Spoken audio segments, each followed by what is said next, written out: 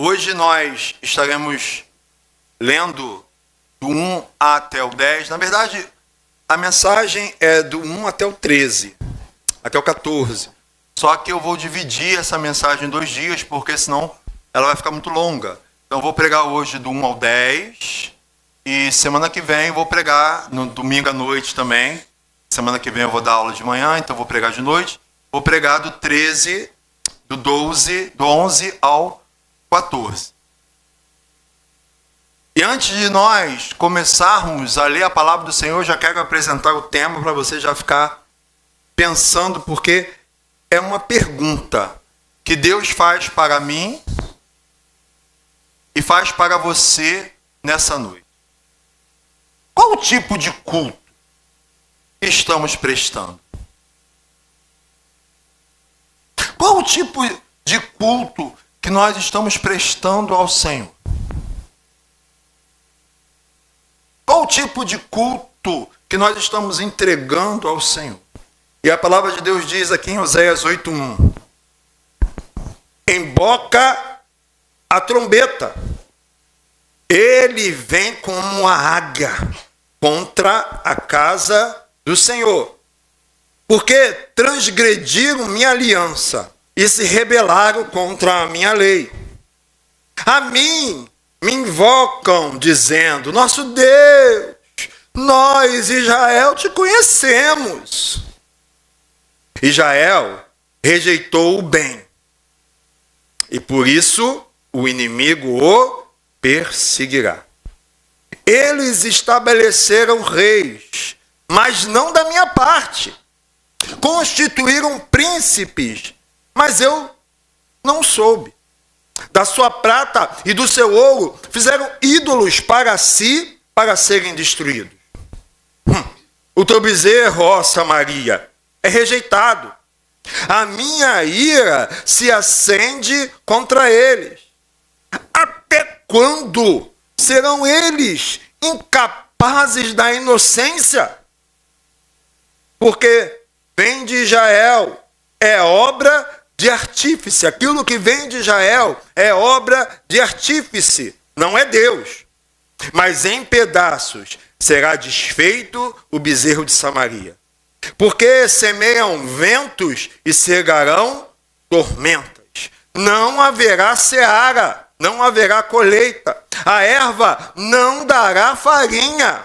E se a der, comê-la-ão os estrangeiros.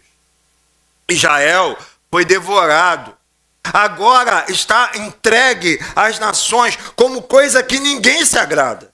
Porque subiram a Síria. O jumento montês anda solitário, mas Efraim percou amores. Todavia, ainda que eles merquem socorros entre as nações, eu os congregarei. Já começaram a ser diminuídos por causa da opressão do rei e dos príncipes. Porquanto Efraim multiplicou altares para pecar, estes foram para pecar. Embora eu lhe escreva a minha lei em 10.000 preceitos, estes seriam tidos como coisa estranha. Amam o sacrifício, por isso sacrificam, pois gostam de carne e comem, mas o Senhor não os aceita. Agora se lembrará da sua iniquidade, lhes castigará o pecado. Eles voltarão para o Egito. Porque Israel se esqueceu do seu Criador e edificou palácios, e Judá multiplicou cidades fortes, mas eu enviarei fogo contra as suas cidades, fogo que consumirá seus palácios. Como eu disse para você, agora nessa noite nós vamos nos ater até o versículo de número 10. Qual tipo de culto estamos prestando a Deus? Vemos aqui um cenário onde, apesar de tudo o que Deus já havia feito, Israel mais uma vez abandonou o Senhor. E é interessante vermos aqui que Israel ele não abandona a religião. porque os procedimentos cultuais continuavam, mas a centralidade do culto havia mudado de mãos. Eles continuavam a ser religiosos, mas o centro da religião não era mais Deus. Eu quero fazer um adendo aqui, pastor Simar teve alguns tempos aqui pregando, e ele falou sobre isso. Ele falou assim, você fica de religiosidade. Nós somos religiosos. Ele não estava errado no que ele falou, não. Mas quando você escuta falar, fulano é religioso, quer dizer que ele se apega mais a preceitos de homens do que ao próprio Deus. E aqui é um exemplo disso. A religião não parou em Israel. O culto não parou. O templo não fechou. Os sacrifícios continuaram. Só que Deus não era mais o centro. Deus não era mais a primazia. Deus não tinha mais o primeiro lugar. Mas os preceitos continuavam. Eles continuavam a ser religiosos, mas o centro da religião não era mais Deus. A religião deles estava centrada no homem e não em Deus. Essa frase gostaria que fosse minha, mas não é minha. É do Hernandes Dias Lopes. E eu digo para você que essa pregação veio de uma inspiração de algo que eu li, um artigo que eu li do Hernandes, pastor presbiteriano. Gosto muito do conteúdo que ele apresenta. E essa frase, a religião deles estava centrada no homem, não em Deus. Eles cultuavam a si mesmos, não a Deus. A religião era antropocêntrica, palavra esquisita, né? Antropo é homem, cêntrica, centro. Uma religião onde o homem é o centro. E não teocêntrica, Deus, cêntrica, centro. Então, eles tinham tirado Deus do seu lugar de importância e tinham colocado o homem. E eu pergunto a nós, nessa noite, qual o tipo de culto que estamos prestando a Deus? Nós temos colocado Deus no centro do culto das nossas vidas. E olha só, quando eu falo culto, hoje eu estava fazendo um gabinete com uma pessoa, eu falei isso para ele. Quando a gente fala de culto, irmão, a gente não presta culto a Deus só dentro dessas quatro paredes, não. O culto ao Senhor é 24 horas por dia. A todo momento você está cultuando ao Senhor com a sua vida. Já parou para pensar nisso? Né? Por isso que quando você faz besteira, você está envergonhando o nome do Senhor fora da igreja. Então, cultuar a Deus é muito além do que somente nessas quatro paredes. Então, qual tipo de culto estamos prestando hoje em dia ao Senhor? Deus levantou o profeta Oséias para despertar o povo e fazer o povo sair da prática de uma religião rasa, uma religião sem fundamentos teocráticos, uma religião centrada em apenas preceitos de homem. E o profeta usa algumas advertências que servem para nós até hoje. Primeira advertência, e eu parafraseei aqui, peguei emprestado o título do filme Tropa de Elite 2 e diz: o inimigo agora é outro. E você vai entender porque o inimigo agora é outro. Quando Oséias fala no versículo 1 e dá o recado, fala: emboca a trombeta, toquem a trombeta. Ele não está falando para o povo: olha, anuncia a chegada de um rei, ou olha, anuncia que está na hora de festejar. Não, esse toca a trombeta, emboca a trombeta, era um sinal de alarme, era um sinal de aviso. Deus usa o profeta como aquela trombeta que dava o primeiro toque de alarde ao povo. O aviso era: o inimigo está chegando.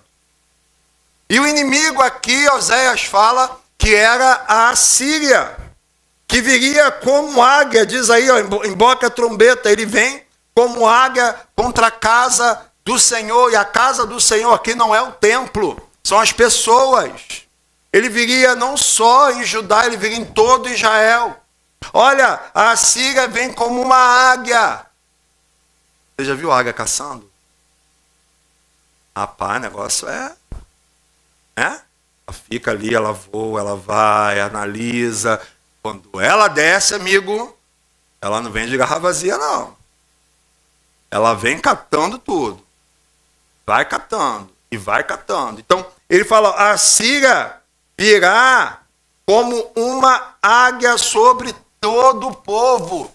Mas eu não sei se você está percebendo aqui que essa invasão assíria, ela iria acontecer a mando do Senhor.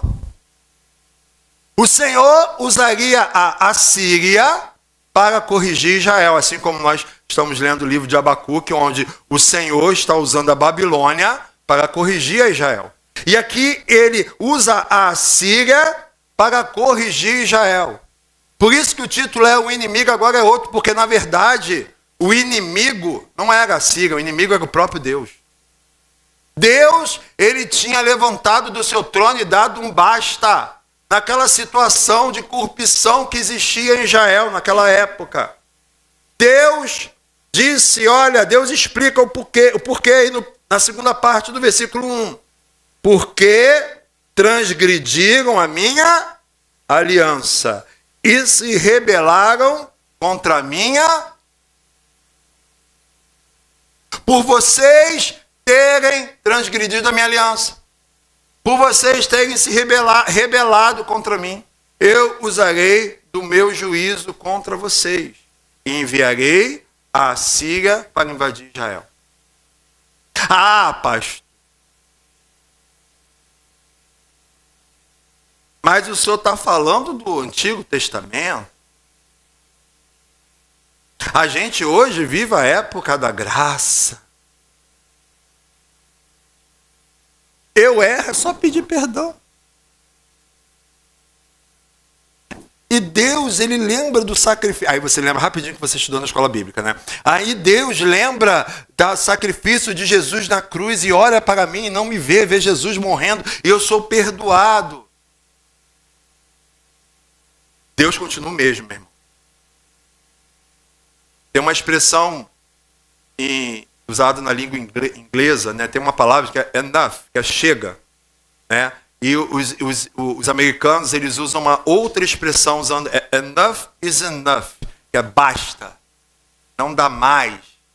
E Deus olha para esse mundo corrompido do jeito que está, olha para pessoas que estão brincando com Ele, olha para pessoas que estão abandonando Ele, olha para pessoas que estão transgredindo a própria aliança, a nova aliança feita por Cristo na cruz. E vai ter uma hora que Ele vai falar, basta. E o juízo do Senhor, ele ainda vale até hoje. Eu ouso a dizer algo. Deus queira que nem eu nem você caiamos na mão do Senhor, para Ele praticar o juízo. Deus queira que nem eu e nem você caiamos nas mãos do Senhor. E Ele fala, olha, eu vou enviar a Síria, porque vocês banalizaram tudo que eu fiz por vocês.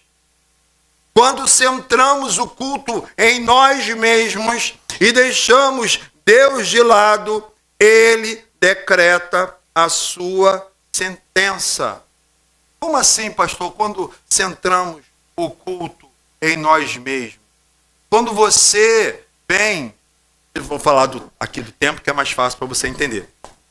Quando você vem cultuar o Senhor, sabe? E senta nessas cadeiras e fala da vida dos outros dentro do templo do Senhor. Quando você vem para o templo do Senhor adorar a Ele, senta nessas cadeiras e conversa sobre o futebol, sobre a escola, esquecendo que aqui é lugar de adorar ao Senhor. Não sei se você se lembra, né? E eu já preguei uma vez, a casa não é tua. A casa é de... A gente está usando por consignado. Ele permite que nós estejamos aqui.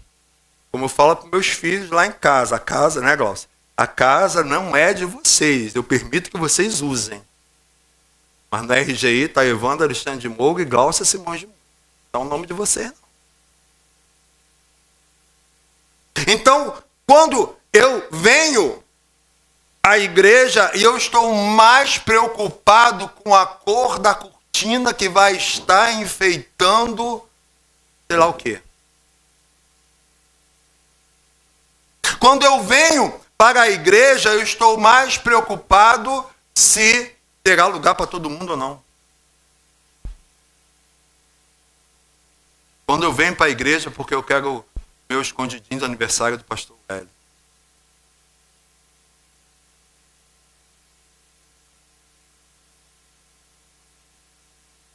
Quando eu venho para a igreja com outro motivo que não seja adorar a Deus. Deixa eu te falar um negócio, irmãos. Muitas pessoas falam assim, a igreja é um hospital, a igreja é lugar de ser restaurado, a igreja é. Mas se você vier aqui, dá um exemplo. Se você vier aqui buscar pela conversão do seu marido, antes de buscar ser, vai funcionar. Você está entendendo? Porque o motivo não é esse. O motivo não tem que ser esse. E Deus não faz. Porque você primeiro tem que buscar o teu relacionamento com... Você tem que colocar Deus em primeiro lugar. Você tem que vir adorar somente ao Senhor. E o resto Ele vai fazer. Por isso, pergunto mais uma vez a você. Que tipo de culto estamos prestando a Deus? Estamos cultuando o nosso bem-estar, fazendo da igreja um clube, convivência, ou estamos adorando o Senhor acima de tudo? Segunda observação que Oséias faz, e aí do versículo 2 ao 6, o culto que Israel estava prestando era um culto teatral. Todo mundo sabia o que fazer, fazia tudo o que era para ser feito, mas fazia automaticamente. Sem reverência, isso foi dito pelo pastor Simar hoje pela manhã. Sem temor, sem tremor, sem entender que o mesmo Deus que é um Deus de amor é um fogo consumidor. De novo, usando a frase do reverendo Hernandes Dias Lopes, hoje vivemos o que chamamos de banalização do sagrado. Não temos mais reverência ao Senhor em nenhum lugar. Isso precisa ser resgatado. No versículo 2 mostra que Israel clamava a quem achavam que conheciam, mas não conheciam de fato. Você pode ver que Deus usa de sacar. Obrigado, que trava aqui, de vez em quando trava. E fala assim, a mim me invocam, nosso Deus, nós, Israel, te conhecemos. Mas na verdade não conheciam. Ainda tinha audácia de chamar de nosso. Porque, me desculpa, mas quando você está num caminho tortuoso, fazendo coisas que não agradam ao Senhor, em primeiro lugar, Deus nem está na tua vida mais. Porque não existe comunhão entre luz e trevas. E a palavra diz que o salário do pecado é a... Existe separação entre homem. Deus fala, a mim invocam, clamam, me chamam de nosso, diz que me conhece, mas a adoração a mim é corrompida por crenças e práticas pagãs, porque eles faziam uma mistureba danada. Sabe? adorava a Deus junto com os outros deuses. E era é o que diz hoje, tem um nome que fala isso hoje, quando sincretismo, né? Ocultismo, coquetismo desse da vida. Né, sabe aquela história, todos os caminhos levam a Deus, né? Fazer um bolo a rainha do céu. Esse bolo eu não como, não. Bolo a rainha do céu, adorava as estrelas e adorava Deus também, né? Igual vai na sexta-feira na macumba, mas domingo está na igreja, né? Acende a vela para o capítulo, desse aí. Então, era tudo misturado. Diziam que conheciam ao Senhor, mas não conheciam, porque estavam, igual a primeira frase que Jó fala, eu te conhecia só de ouvir, pararam aí.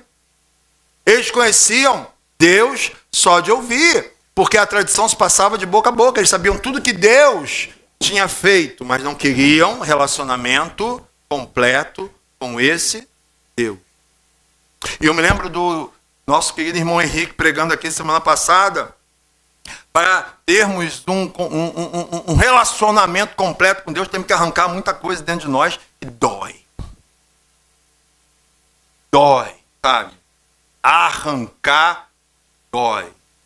Um dia eu fui cair na asneira da minha esposa e me convenceu que fazer depilação a cera não doía.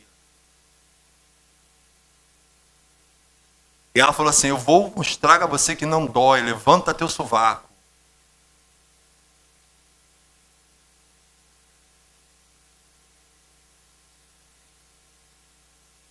Aí eu levantei um só. Aí ela, não, os dois logo, ela sabia que um não deixava o outro. Aí foi, troço quente pra caramba. E ainda, ela usou de um artifício, porque eu estava com o problema da coluna ainda. Tipo assim, ele não vai conseguir correr. Ele tá aí e vai ter que deixar fazer, porque eu falava para ela que quando eu sentia muita dor, eu transpirava demais. Então ela, não, você vai ajudar e tal. Então, amigo. Tadinha da galinha, né? Quando arranca as peninhas dela. Agora eu senti, rapaz. Ela falou assim, respira fundo. Só que ela falou, respira fundo. Olha.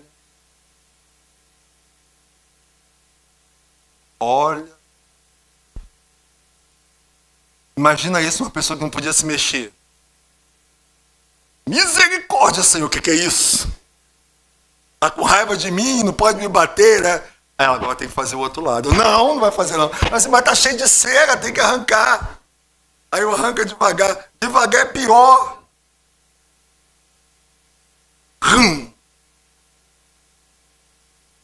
Dó. Aí eu olhava assim, sabia aqueles pontinhos de sangue assim. Meu Deus do céu, deixa eu ver se a pele está aqui também. Não façam isso. Mulher é um bicho estranho, elas têm alguma coisa aí que, sabe? É esquisito isso nelas, né? Elas aguentam muita coisa. Tem filho, né? E dói, cara. Graça.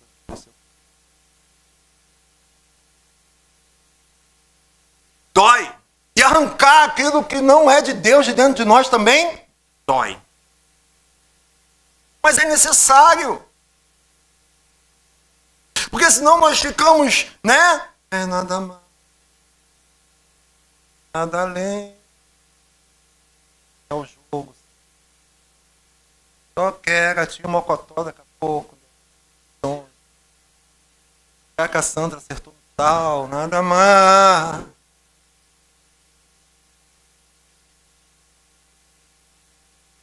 Né? Isso é quando não está pensando em outras coisas. Ai, meu Deus. Quem vai me ver mexendo lá naquele site? Pode me ver. Não. Estou lá, ninguém está me vendo, eu estou lá. Nada mais. Isso é dizer que conhece a Deus e não conhece. É banalizar. E Deus, ele usa de sarcasmo e fala, gente, parece. Usa de sarcasmo. E fala, olha, diz que me conhece, mas não conhece. Porque se conhecesse, não fazia. Eu sei uma lista, eu posso fazer uma lista de tudo que a Glaucia não gosta que eu faça. Eu tento não fazer. Essa mulher é uma onça. carinha de boba aí. Vira até massa, cara. Vira mesmo, já virou, Bruninho, massa lá em casa.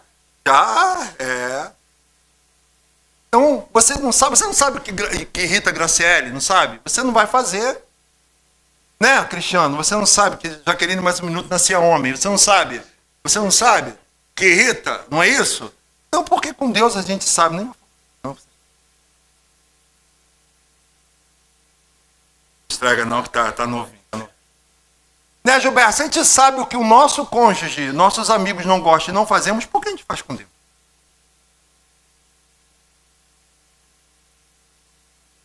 Por que a gente faz com Deus?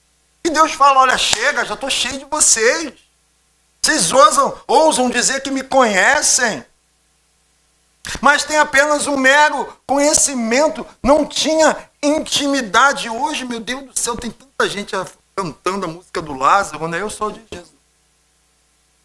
Só a graça do Cordeiro que tu vê nas redes sociais, o que está fazendo, né? Sendo de Jesus. Misericórdia. No versículo, ainda no 2, e que práticas eram essas que faziam com que Israel dissesse que conhecia Deus e não conhecia. O versículo 2 fala, rejeitaram o bem, rejeitaram o Senhor, escolheram a si mesmos. E eu dizer uma coisa para você. Às vezes colocamos a culpa no diabo, às vezes colocamos a culpa no próprio Deus, mas às vezes o que está acontecendo contigo é porque você rejeitou ao Senhor e escolheu outra coisa. Vamos chegar aqui na parte de plantar e colher. Você está plantando aquilo que você colheu. Não estou sendo generalista, estou dizendo que pode acontecer. No versículo 4, escolheram governantes sem consultar a Deus, sem a aprovação de Deus. Creram mais em homens como salvadores da pátria do que no próprio Deus, o verdadeiro Salvador.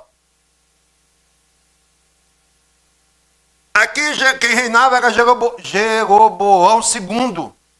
E desde Jeroboão II, 5 reis haviam reinado, e desses 5 reis, 3 tinham sido tomado o reino à força. Nenhum deles que estavam ali foi o Senhor quem escolheu.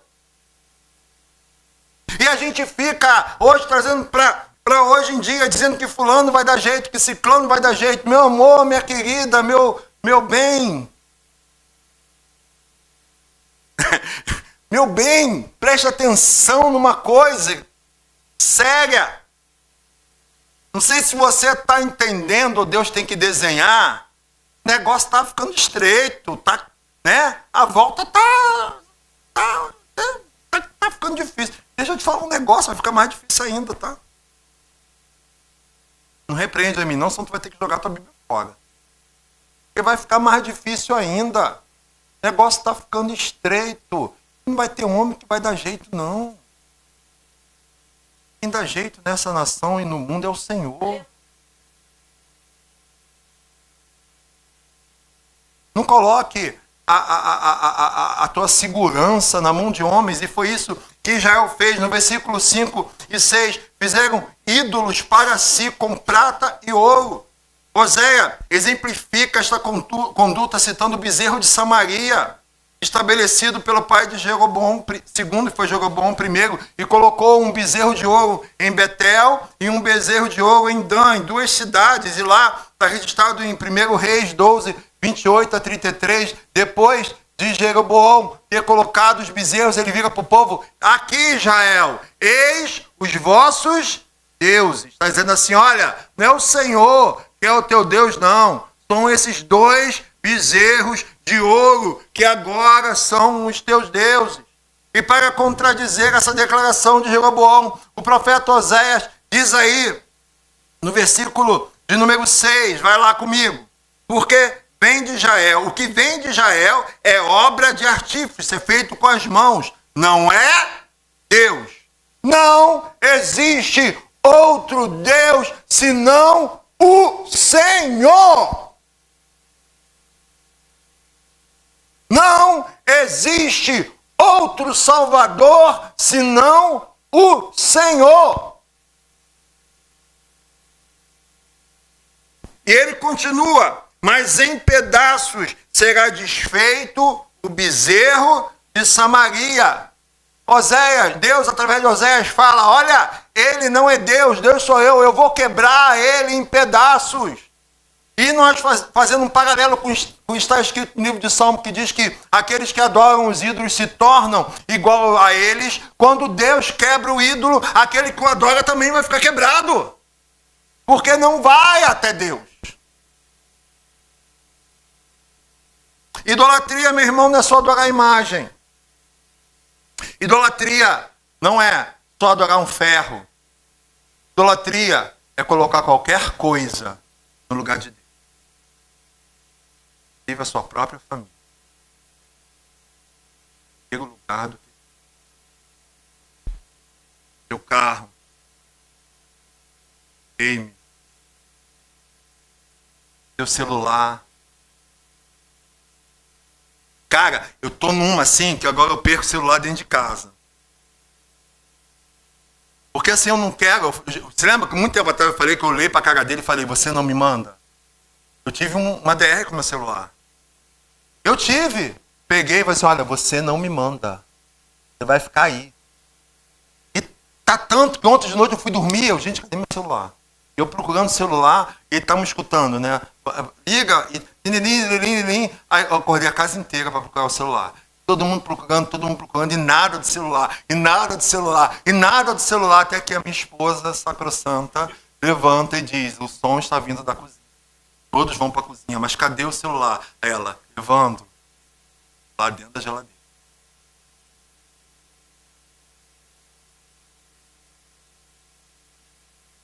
E mais do que isso, abrimos a geladeira, cadê o celular?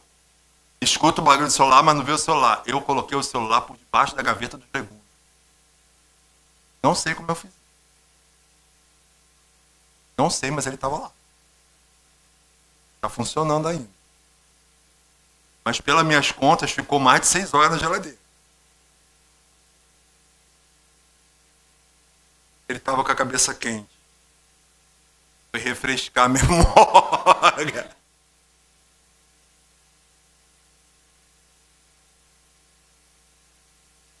Quero dizer para você. Não, né, cara?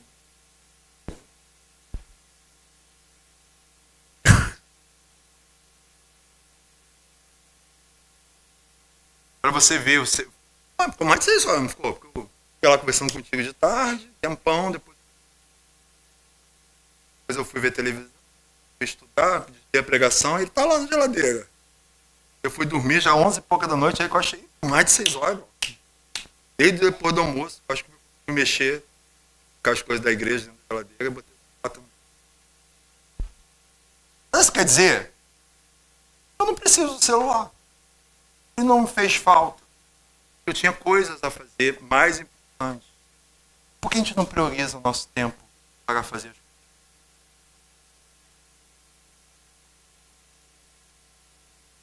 A gente está com um negócio lá em casa, agora o meu filho, Nico, tem um apelido lá em casa. Né? Palestrinha. Ele não contenta em dizer, não, eu não fiz isso. Tem que sentar, ele pede para não, por 1900 antigamente. Lá, vai, acelera, vai lá. Tal. E nisso ele perde tempo, e às vezes a gente faz isso. Daqui a pouco eu falo, fica rodando em casa, doido pra lá e pra cá, em vez de entrar o teu tempo no Senhor. Você vai ser quebrado igual o bezerro de Samaria. Continuar assim. Mas Deus pode me restaurar? Pode te restaurar. E ora a Deus que te restaura. Amigo, ser moído pelo Senhor. Olha, a gente fica falando assim, Deus me quebra e faz vaso novo. Se soubesse que quer ser quebrado. Eu sei. Eu sei. Para ser vaso novo, dói. A gente tem que entender, meu irmão e minha irmã,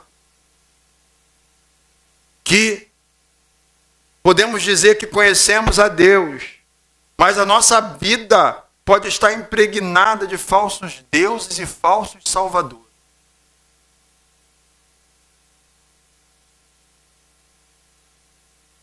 Ou você nunca ouviu alguém falar assim, Bruno? Não, vamos lá naquele culto, naquela igreja, porque tem a moça do coque, tá lá, o menino que revela, tá lá, e né, tudo vai dar certo ali, porque vai ter revelação. Já tem revelamento também. Lembra que revelação é muito mais, né? E usando o filme, de repente, você lembra quando o filme Kodak que tinha, até dessa época, né? Já aconteceu de você comprar aquele filme com 24 poses, 36 poses, bater as 36, quando for revelar, queimou tudo? Porque tu esqueceu de tirar a tampa, ou então você colocou errado? Às vezes acontece isso, com essas revelações. Deus revela, tá, irmãos? Não estou banalizando, não. Deus revela. Mas existe uma banalização, né? Vou dizer, se fosse algo que é toda hora que acontece. Ao ponto de ter duas pessoas, um do lado do outro, um homem com cabelo comprido, e o cara chega a eles que eu te digo que essa varoa é tua. Aí o cara levanta, é um homem. Irmão, entendeu? Tem uns negócios desses. Né? Já te contei da história que falou que eu ia viajar o mundo inteiro sem a Gláucia? Eu falei, não, está repreendido o nome de Jesus. Sem ela, não.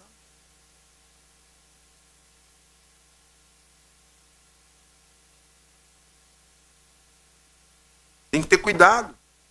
Eu faço essa pergunta mais uma vez. Que tipo de culto estamos prestando ao Senhor?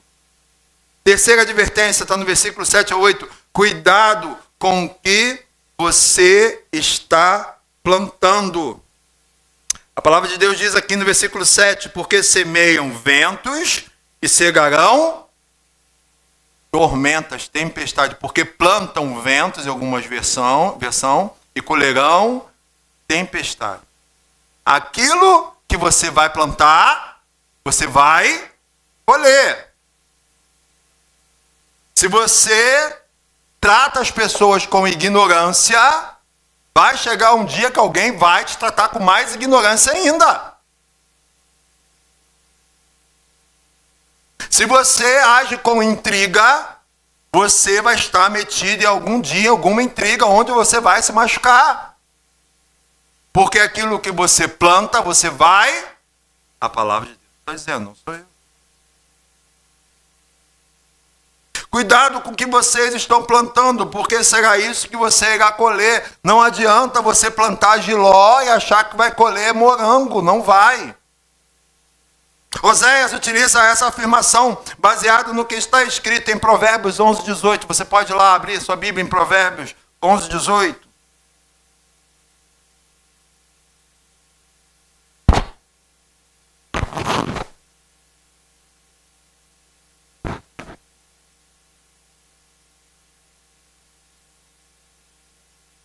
E diz assim: o perverso recebe um salário ilusório, mas o que semeia justiça terá recompensa verdadeira. Aquele que pratica perversidade, que faz o que é mal, pode parecer de repente a olhos humanos que tudo está bem com ele. Ou você já não olhou para o teu vizinho cachaceiro, sem vergonha, que tem 1 milhão de mulheres e acha que a vida dele está melhor que a tua, que tu é crente em Cristo Jesus. Né? Quem nunca? Não é verdade? Mas é porque aquele que pratica a justiça terá recompensa. Aquele que pratica a justiça, aquele que anda com o Senhor, que anda em caminho reto, que faz a vontade de Deus, que abomina o mal, que se afasta do mal, se arrepende do mal, esse terá a recompensa verdadeira. E maior recompensa verdadeira não é somente aqui na terra. A maior recompensa verdadeira é quando o Senhor voltar, a trombeta tocar, e o Senhor vir te buscar e falar: vinde, amado dos meu Pai, entre no meu reino, e você ouvir do próprio Deus: servo bom e fiel.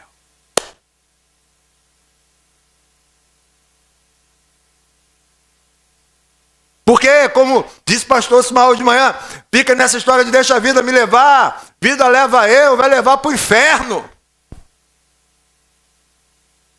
Vai virar espetinho do capeta. E não vai morrer não, tá? Tu vai ficar espetando, vai e volta, vai. Sofrimento eterno. Abre também aí, vai mais à frente, em Provérbios 22:8. Essa observação que Oséias faz de plantar. Vento colhe tempestade. Provérbios 22, versículo 8. Diz assim: o que semeia injustiça cegará males, e a vara da sua indignação falhará. Para você entender melhor, eu vou ler o que está escrito na versão da Nova Tradução, na linguagem de hoje. Quem semeia a maldade, colhe a desgraça, e será castigado pelo seu próprio ódio. Eu costumo ensinar aos meus filhos que quando você tem ódio de uma pessoa, você tem uma raiva, um ódio de uma pessoa, é como se você estivesse tomando veneno e querendo que a outra morra, mas quem está morrendo é você. Porque o ódio corrói. O ódio mata. E outra pessoa está lá. Né? Aí você está, eu odio ela com todas as minhas forças. Como eu odio. Odio não, eu sei que eu odeio, gente. Como eu odeio. Eu amaldiçoo o dia que ela nasceu. Aí tu tá. Eu amaldiçoo. Tu que tá tomando veneno, cara. Aí peguei de um jeito aqui. Você está entendendo? Por isso que Oséias está falando para o povo de Israel, olha, vocês estão plantando aquilo que vão colher. Quando a Síria vier sobre vocês, a culpa não é de Deus, não. Vocês mesmos é que abriram um portão para eles entrarem. Israel semeou o vento da idolatria e colheu a tempestade da invasão da Síria. Meu irmão e minha irmã, não semeie injustiça, não semeie a idolatria, não semeie o culto a você mesmo, não semeie o culto ao pastor Evandro, não semeie o culto ao pastor Wellington, não semeie o culto ao pastor Osimar, não semeie o culto aos diáconos, o culto ao teu líder, semeie o culto verdadeiro ao único que é digno de receber toda a adoração, que é o nosso Deus. Os que com lágrimas semeiam, com júbilo ceifarão.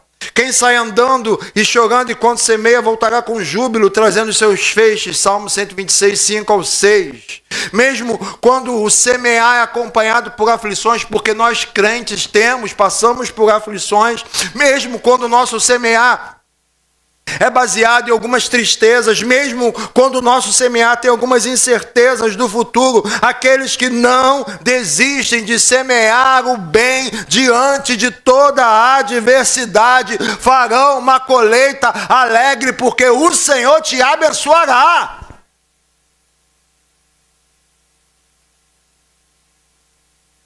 Você vê os governadores do Rio de Janeiro, tudo rico, cheio de dinheiro, tudo preso. Tudo encalacrado com a justiça. O que adianta? Por isso que a palavra diz que adianta ganhar o mundo inteiro e perder? Não. O que adianta? Pergunto de novo a você, que tipo de culto estamos prestando hoje em dia ao Senhor? Durante o seu dia a dia, o que você tem plantado e o que você tem colhido? Quarta e última advertência, do versículo 9 ao 10. Somente Deus é o verdadeiro protetor. Nessa época, Jeroboão II, rei de Israel, pagava impostos à Síria. Ele contava, ele era vassalo. Já ouviu essa palavra, vassalo? Na verdade, quem mandava é a Síria, ficava lá no lugar dele, ele mandava dinheiro para a Síria, sem a Síria invadir Israel.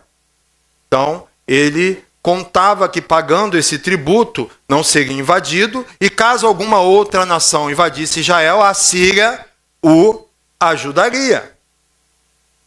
Assim, ele contava com a proteção da Síria em todos os sentidos. O profeta compara esta ação como sendo salário de prostituta. Efraim mercou amores, mercadejou amores, pagou amores, comprou proteção.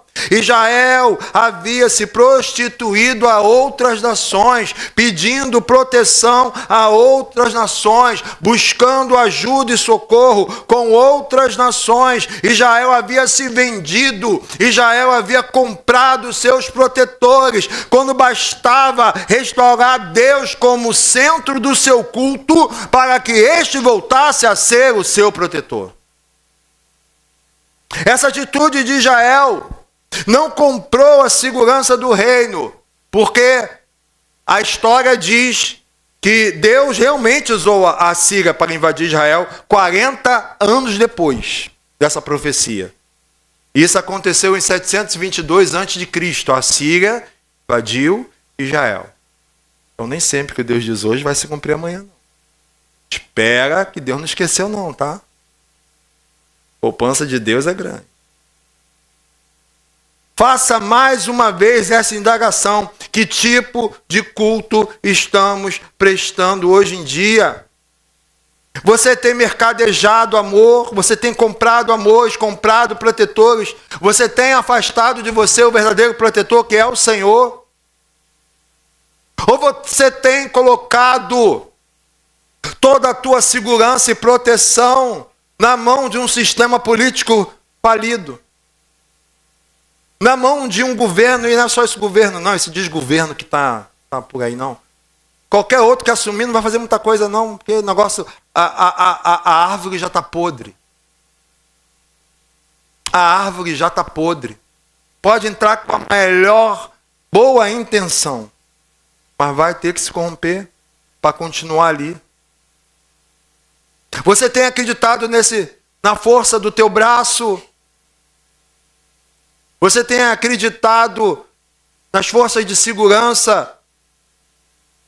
Você tem se enchido. Olha, eu estou dizendo que você não pode colocar nada de proteção na sua casa não, tá? Né? Se você quiser colocar, não vou falar o nome das empresas não, que eu não vou ganhar nada, né? Para pegar mexendo, né? Aquela que sai fumaça, que vai, né? Essa aí mesmo. E tem lá o coisa. Se você quiser botar cerca, isso é com você. Mas não adianta você fazer isso tudo se você não tem Deus como teu protetor, porque a palavra diz que se o Senhor não vigiar, em vão vigia. E Israel, mesmo depois de tudo que o Senhor tinha feito por eles, vai procurar ajuda em outros deuses, porque não queria conserto. Por isso que às vezes tem pessoas que somem daqui da igreja. Aí quando você chega e fala, cadê o fulano? Ah, já está em outra igreja. Aí eu fico pensando assim, será que ele contou tudo que ele fez? Ou tudo que ela fez? Porque não quer recomeçar em outro lugar que ninguém conhece. Não quer ser responsabilizado pelo erro.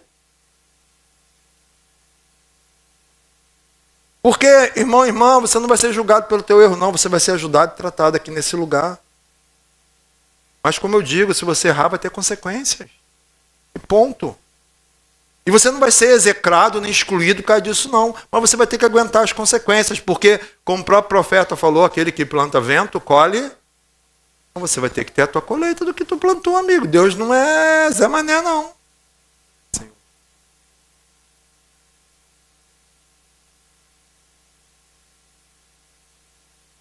Você está entendendo? Quem é o teu protetor? Teu protetor é o Senhor, porque Ele diz que Ele é o teu escudo. Ele é a tua fortaleza. Ele é a tua rocha. Socorro bem presente na hora da tribulação.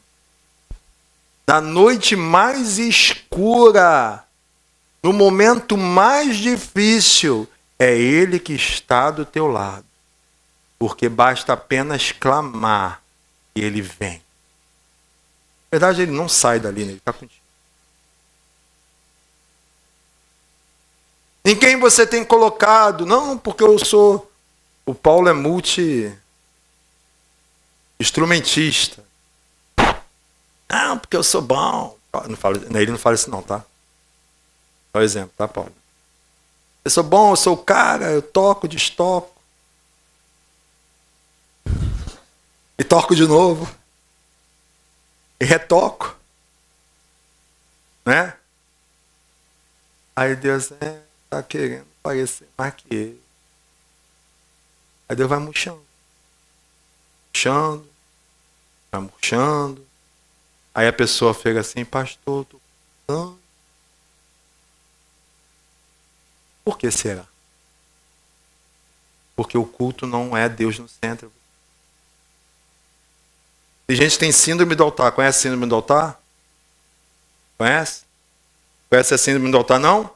Quando está aí cantando com vocês, fica aí nada. Nada. Além de ti, quando está aqui em cima, nada mais. Porque quer ficar aqui. Quer chamar mais atenção do que Deus. E convém que ele cresça ou diminua, fica onde? Vou falar um negócio para vocês. Quem estava aqui na apresentação da Páscoa? Cara, foi a melhor apresentação que eu vi na minha vida. Não vi nada. Porque aqui num cantinho aqui escuro, aqui mesmo, assim, ó. Não enxergava nada, né, Patrícia? Aqui estava tudo escuro. Mas o que eu chorei, o que eu orei, o que eu, sabe, assim, senti da presença de Deus, né? Eu, como diz a música, eu não te troco por nada, não há espaço para mais nada, só queria ficar ali, só escondido o tempo todo. E vou te falar, até hoje eu não vi, tá, a apresentação toda, porque eu quero ficar com aquela lembrança aqui do cantinho, de todas as músicas sendo ministradas pelo Senhor naquele momento. Você não precisa aparecer para Deus poder fazer na tua vida. Ele que tem que aparecer. Que tipo de culto nós temos prestado a Deus?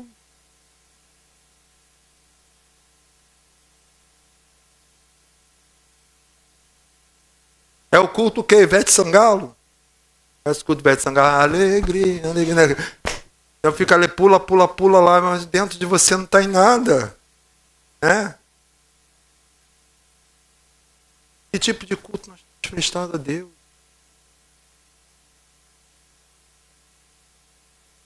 Eu amo esse louvor, fala, lamento, pensar mesmo. Pensar em mim mesmo é isso que eu te falei, é quando você vem apenas querendo alguma coisa de Deus, mas não Deus. Aí o centro é você e não o Senhor. Para concluir, quem nós temos colocado no centro do nosso culto, da nossa adoração, a quem nós temos buscado por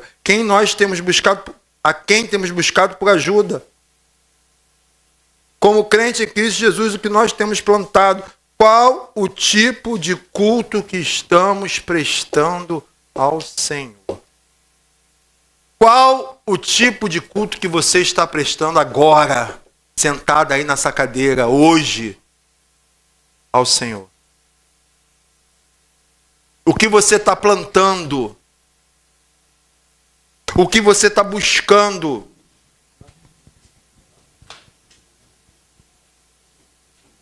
Quem é o mais importante aqui nesse lugar?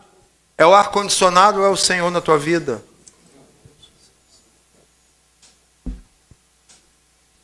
Quem é o mais importante na tua vida nessa hora? Quem tem a primazia? Israel abandonou o Senhor. E eu vou te dizer o seguinte para você. Quando você abandona o Senhor, eu fico imaginando Deus, né, assim, né? Vendo você saindo de perto dele. Ele parado lá, vendo você saindo de perto dele. Ele olhando, deve falar assim, meu Deus, eu fiz tanto por ele, mas ele está indo embora. Porque não é Deus que vai embora não, tá? A gente que vai embora.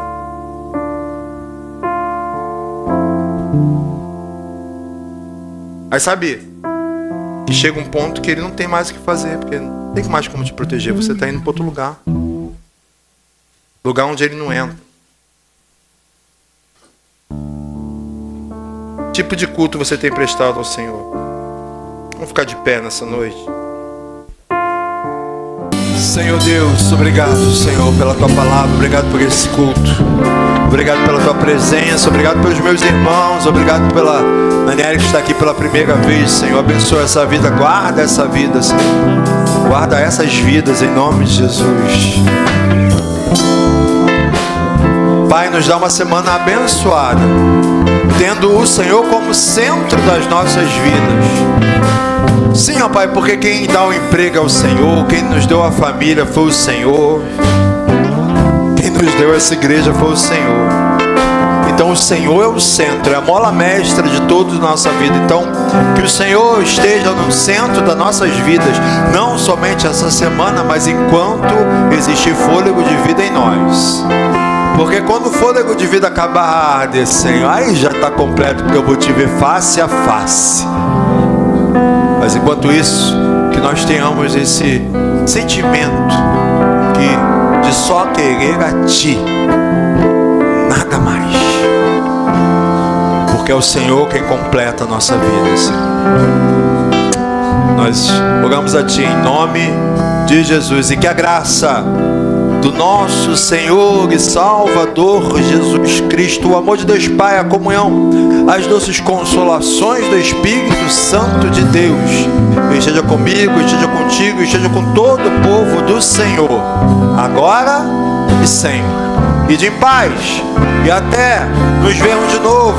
O Senhor te abençoe rica e abundantemente. Nosso Senhor e Salvador Jesus Cristo, o amor de Deus Pai,